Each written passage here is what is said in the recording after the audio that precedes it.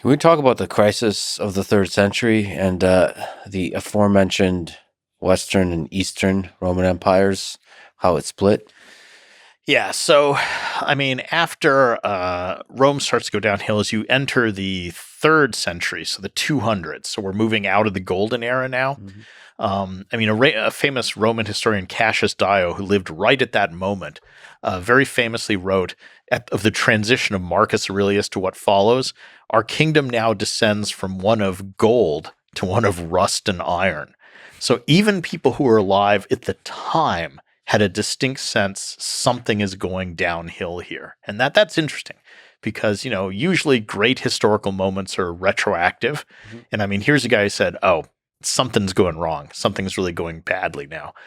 And a lot of it becomes that the secret is out, that what makes an emperor is who commands the most swords. And so you start to get rebellions by various Roman generals, each declaring himself emperor. So you'd always had this to a certain degree, but they had kept it in check during the 2nd century AD. But in the 3rd century, you sometimes get 3 or 4 generals in different parts of the empire all declaring themselves emperor, and then they all rush off to Rome to fight a multi-way civil war. And of course, while they're doing this, the borders are undefended, so barbarians start to see opportunity and come across and start raiding. They start burning and pillaging farms. The civil wars are destroying cities and farms. So the economy is kind of tanking.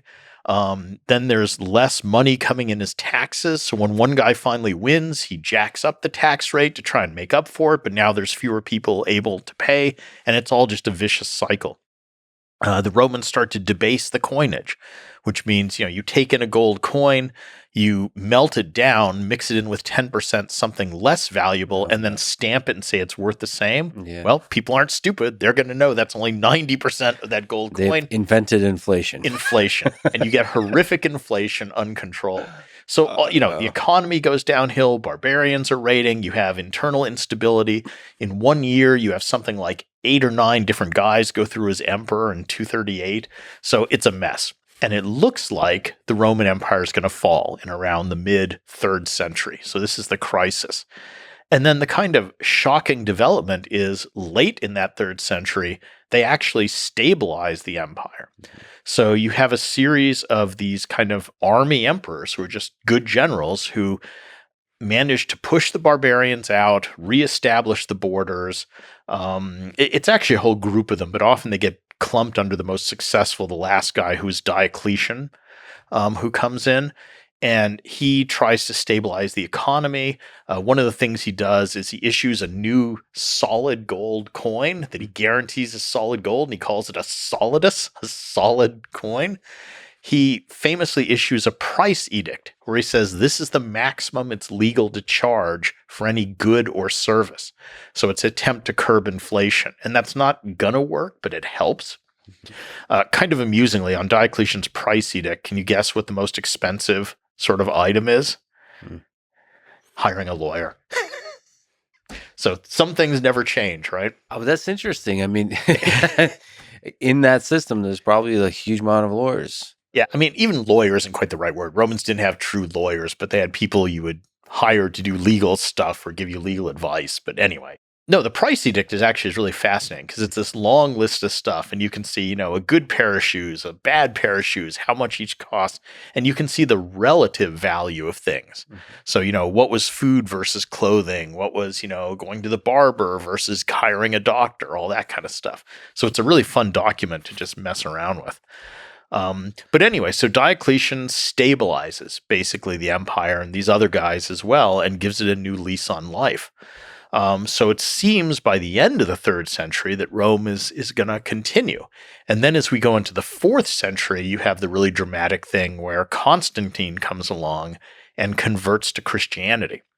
And at the time he converts, the percentage of Christians in the empire is small.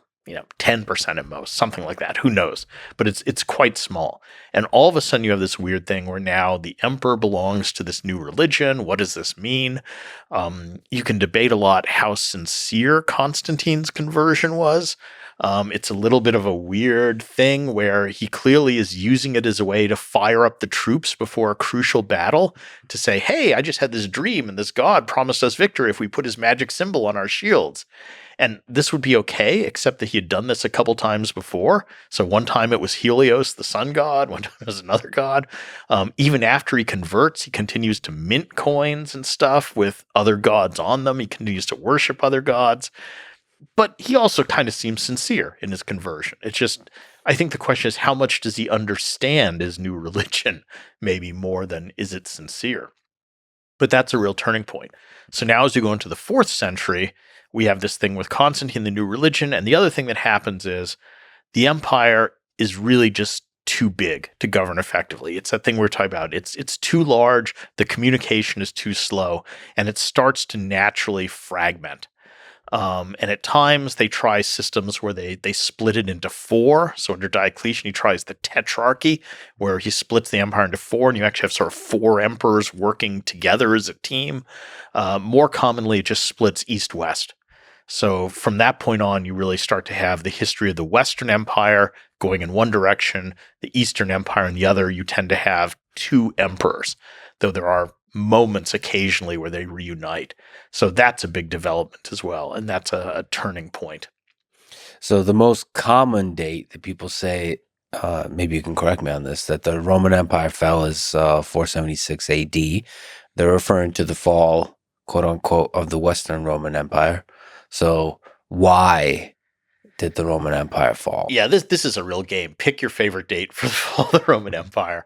476 is a very common one. And what happens in that year is a barbarian king comes down into Italy and deposes a guy named Romulus Augustulus, which is an amazing name. It's combining the names of the founder of Rome, Romulus, with Augustus, the second founder of Rome. And so some people say that's the end of the Roman Empire. Mm-hmm. Sure. But others say it's 410 when Alaric sacks Rome for the first time. Mm-hmm. Others say it's 455 when the Vandals come and sack Rome and do a much more thorough job of it this time. Mm-hmm. Some say it's 180 when Marcus Aurelius picks poorly in succession. Some say it's 31 when Octavian wins the Battle of Actium and kills the Roman Republic. Or you can go past that date and say it's 1453 when the Eastern Roman Empire finally falls. And I mean, the Eastern Empire is legitimately the Roman Empire. If you were going to ask them, who are you? They wouldn't say, we're the Byzantines, we're the Eastern Roman Empire. They would just say, we're the Romans. Mm-hmm. And they have a completely legitimate claim to do that. So this whole game of when does the empire fall is problematic. And the other thing is all those dates about invasions that cluster around the 400s, so 410, 455, 476, you have to ask yourself, who counts as a real Roman by that point? Mm-hmm. Because for a while now, the Romans themselves are often coming from barbarians, are crossing that boundary. Roman generals, they might get raised as a Hun, then serve with the Roman army for a while, then not, or Visigoths or not. That's been going on for a long time. So what makes someone a real Roman? How do you tell that the guy kicked out in 476 was a, quote, real Roman and the barbarian king who took his place wasn't? Mm-hmm. That's a very arbitrary decision. There's so many interesting things there. So, of course, you described really eloquently the decline that started after Marcus Aurelius. And there's a lot of competing ideas there and the tensions. And just to interrupt you, I hate wishy-washy answers, which is what I kind of said. So I will give you this. Yes. I think by the end of the 5th century AD, the Western Roman Empire has transformed into something different. Yeah. So I don't know what date I can pick for that, but I can say by around 500, I don't know that we can call whatever exists there the Roman Empire anymore.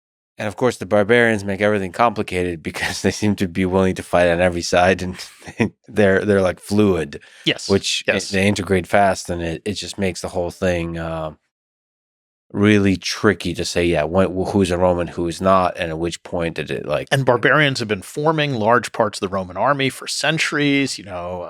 It's extremely fluid and not at all just clear sides here. So it's a mess. From a military perspective, perhaps, what are some things that stand out to you on the pressure from the barbarians, the conflicts, whether it's the Huns or the Visigoths. There was a military strategist, a guy named Edward Luttwak, who wrote this book, The Grand Strategy of the Roman Empire, which was basically about frontiers and how did the Romans define their frontier. And everybody's jumped on this and argued about it and says it's wrong and all, but started this debate among Roman historians about, what does frontier mean to the Romans? Did they conceive of their empires having a border, or was it always expanding, or what? And did they have a grand strategy? I mean, today, militaries have a strategy where we want to achieve this, we want to exert force here, we want to protect these areas. Did the Romans even visualize their empire in that sort of grand strategic way? And it's a real debate. I mean, there's some things that suggest, here they tried to rationalize the border and shorten it by taking this territory. Other people see it as just kind of random. So that's an interesting take, is how do the Romans conceive of empire? I mean, if you look back at someone like Virgil at the time of Augustus, he said, well, the gods granted Rome empire without end. So it's that open-ended thing. But even under Augustus, he seems to be pulling back and saying, well, I'm going to kind of stop at the Rhine. I'm going to kind of stop at the Danube. We don't need to keep expanding forever in the way we've been doing. So, I mean, that's an interesting concept of how do the Romans see their empire? Does it have a boundary? What are those boundaries? What does that mean? And then barbarians were very much making that boundary even more difficult to kind of define it, even if you wanted to. Right. And again, the other fun debate is, were these invasions, when the Visigoths cross the Danube and come into the Roman Empire, is this an invasion as it was originally described, or is it a migration, as some scholars have started calling it? Because the Visigoths were fleeing pressure from another Gothic group, and they were fleeing pressure from the Huns. And I mean, a lot of the early Gothic peoples who come into the Roman Empire are basically seeking asylum. They're saying, will you give us a piece of territory to live on within the boundaries of the empire? And in return, we will fight for you against external enemies. And the Romans make these deals with some of the Goths. In fact, they made a pretty good deal with the Goths, one group of Goths, to do exactly that. Like, you can settle within the boundaries, we'll feed you, we'll give you a certain amount of stuff, and you fight for us. And then the Romans treated them really badly. They kind of didn't supply what they had promised, and so they turned against the Romans with good reason. So the Romans blundered in these things too. So is it correct that the Visigoths fought on the side of the Romans against Attila the Hun? Some of them did. Okay. So again, there were various groups on both sides of those battles. So Attila is the famous Hun, and he comes into the Roman Empire and seems to be heading right for Rome to, knock it off. And everybody is so scared of the Huns that this weird coalition comes together of the Romans plus various barbarian groups against Attila in league with some other barbarian groups, and they fight a huge battle, and it's more or less a stalemate. So Attila gets stopped, and he says, all right, we're going to just rest up for a year. Next year, we'll go finish off the Romans. Next year comes, he heads down into Italy. He's heading straight for Rome, and the Pope goes and meets Attila, and they have lunch together at this river. And at the end of the lunch, Attila goes back and says, I changed my mind. We're going to go back up to France, hang around for another year. We'll finish off the Romans later. And, Christian sources say saints appeared in the sky with flaming swords and, scared away Attila. Some other sources say, well, the Pope gave Attila a huge bribe to go away for a while. Believe whichever you like. But then Attila ends up dying on his wedding night before he comes back under mysterious circumstances. And so that never materializes. And the Huns kind of fragment after his death. So what was the definitive blow by the barbarians, by the Visigoths? The barbarians are so many different groups. And weirdly, I think an important one that sometimes people tend to focus on the Huns and the Goths. The Vandals end up going to Spain, conquering Spain, and then crossing over into North Africa and kind of conquering North Africa as well. And Spain and North Africa were some of the main areas that food surpluses were collected from and sent to Rome to feed the city of Rome. And it's after those Vandal invasions or the takeover of those areas that the population of Rome plummets. So I think that's an interesting moment where, the city of Rome had always been this symbol, and already it was no longer the capital. The emperors had moved to Ravenna, a little bit north, because it was surrounded by swamps, so it was more defensible. But there is something important about that old symbolic capital now just collapsing in terms of population, numbers, really no longer having importance because literally its food supply is cut off by losing those areas of the empire.